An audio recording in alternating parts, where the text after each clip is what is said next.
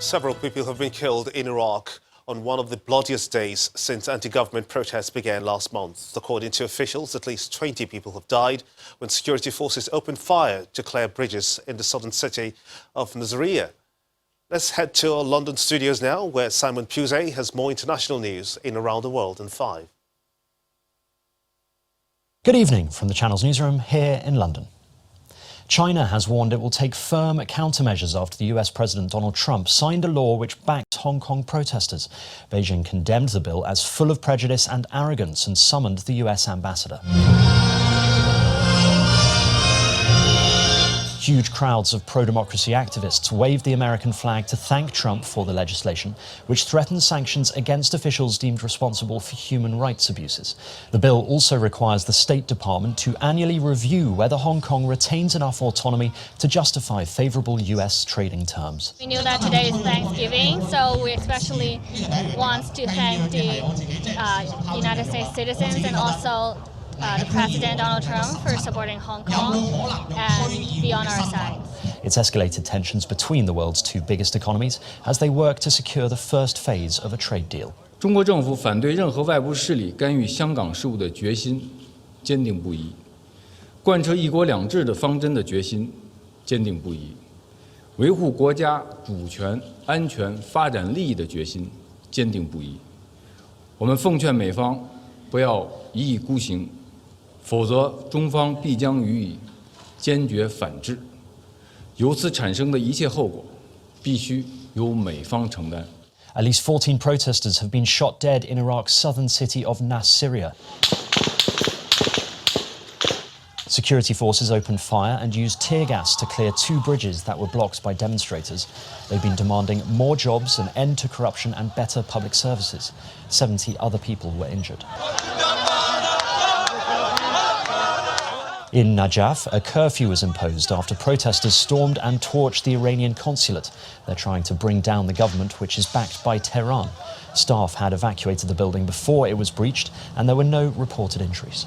The number of people killed in the Albanian earthquake has now climbed to at least 40. Rescue and recovery crews found more bodies in the debris overnight. Several buildings collapsed during the 6.4 magnitude quake. Authorities say 45 survivors have been freed from the rubble.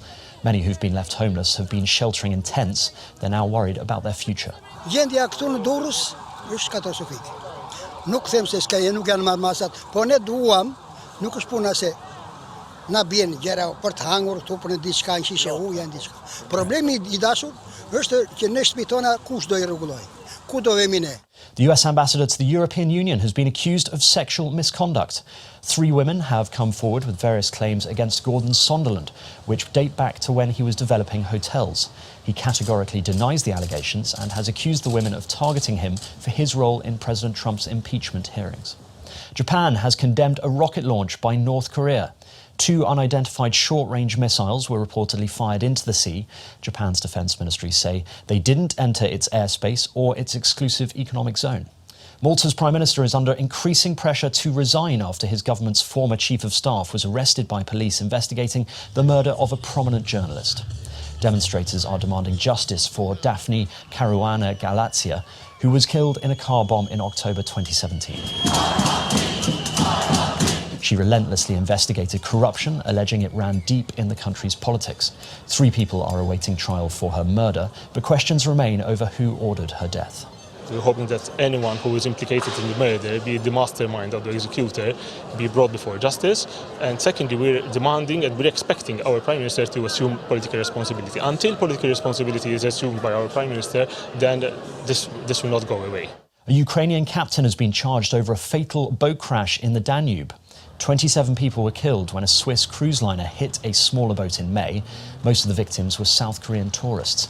Hungarian prosecutors have charged the 64-year-old man with misconduct leading to mass casualties and 35 counts of failing to provide help in a disaster.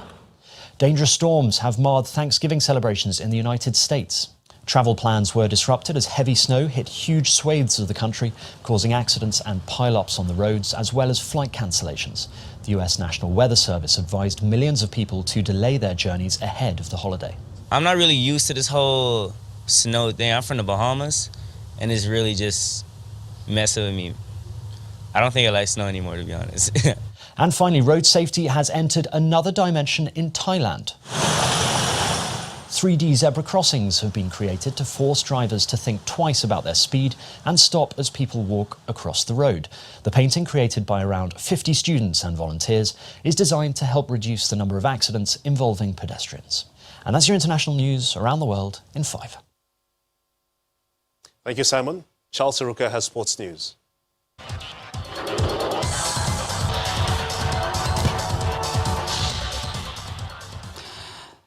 Welcome to Sports News. The Ministry of Youth and Sports Development has announced that only result-oriented sports will feature the Tokyo 2020 Olympics. The Minister, Sunday Dare, says the era of going to the Olympics as mere participants has ended and the number of sports Nigeria will feature in other games will be reduced. That'll be it on Sports News, and it's back to Gimba. News again. President Muhammadu Buhari today asked the National Assembly to reconsider and approve the federal government's 2016 to 2018 external borrowing plan to the tune of $38 billion to execute key infrastructure projects. Also today, the Channels Media Group Chairman John Momo, Dangote Group of Companies President Alhaji Aliko Dangote, Chairman of UBA Tony Lumelu, and Obao Tudeko, the Chairman of Honeywell Flour Mills, were amongst the 25 recipients of the National Productivity Awards. And that's how it's been on the news at 10. I'm Gimba Omar. Good night.